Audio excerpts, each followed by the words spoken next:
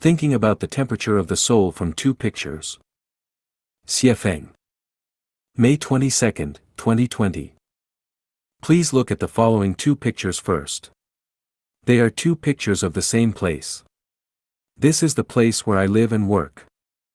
From the picture we can see that, one is a winter scene, and the other is an early summer scene.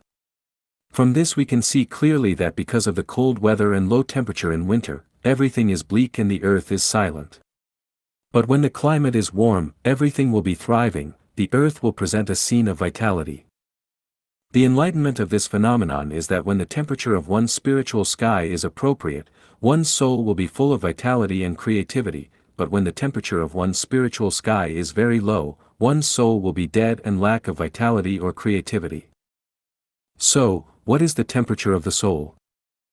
The spiritual state that measures the strength of a person's mental state, thinking ability, and creative ability is called the temperature of the soul. People with high temperature of soul are flexible, full of enthusiasm, passion and vitality, and full of creativity, just like the summer of nature, while people with low temperature of soul are sluggish, rigid in thinking and lack of creative ability, just like the winter of nature. The temperature of the soul is composed of and determined by affection, love, and sex. If a person has rich affection, is full of love, and his sex is not suppressed, the temperature of his soul is high. If a person is effectively discouraged, desperate, dejected and self-abandoned, lack of gratitude, full of resentment to the surroundings, and his nature is suppressed and cannot be released, then the temperature of his soul is low. From the above two pictures, we need to warn ourselves that if the temperature of our souls is too low, our lives will fall into poverty and hopelessness. Our lives will be icy without energy and vitality. Therefore, we need to raise the temperature of our souls consciously and let our lives to be colorful and full of energy and infinite hope, just like the changing and colorful sky and earth in the summer. In addition to the temperature of our own inner soul, we also need the temperature of the outside soul.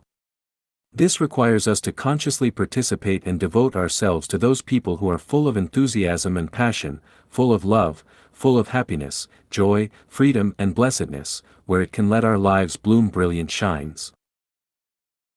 Tigers will not grow wings on their backs. Xiefeng. March 6, 2021. Suppose that tigers had wings on their backs and they could give birth to more than 10 cubs at a time like pigs and dogs. What would result?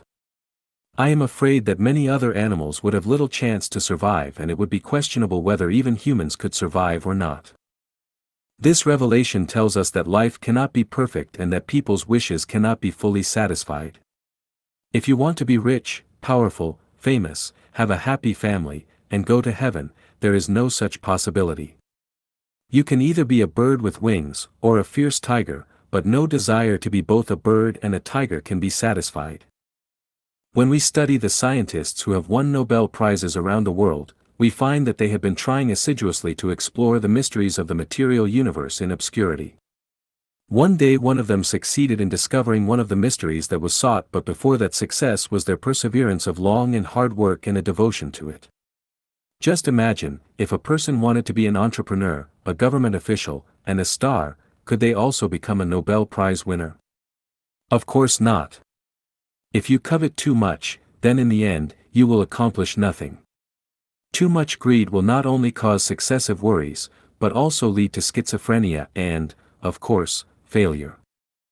If a man wants to get a beautiful, sexy, charming, gentle, considerate, artful, loyal woman who can entertain guests and cook well, with a successful career and who can make a lot of money and always accompany her husband to serve him tea and coffee, could he find her?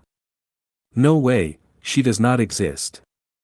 That would be like looking for a tiger with wings on its back. For those who are determined to trek to the peak of life and finally reach heaven, when you decide to start, you must say goodbye to your desires for money, power, fame, profit, status, and carnal bliss. You must no longer want to own anything, you must reach the state of zero, possess nothing, and be selfless. In your process of trekking and climbing, you cannot look back, nor look around to compare, but you must remain focused on your way forward. In this process, what you should overcome are not the difficulties and obstacles on your way forward, but rather, your inner hesitation, anxiety, pain, fear, lack of confidence, your inner purgatory, and your mental and spiritual torture.